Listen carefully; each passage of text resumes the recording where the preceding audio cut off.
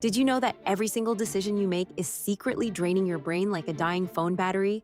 From choosing what shirt to wear to picking what to eat for breakfast, your mental energy gets weaker and weaker throughout the day.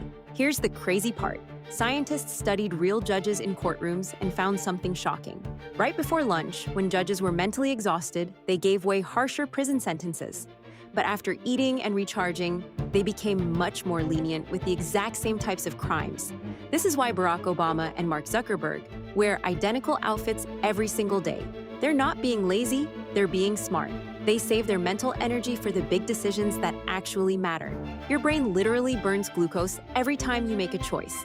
That's why grocery stores put candy right at the checkout line. They know you're decision fatigued from shopping, and your willpower is at its weakest point. The good news?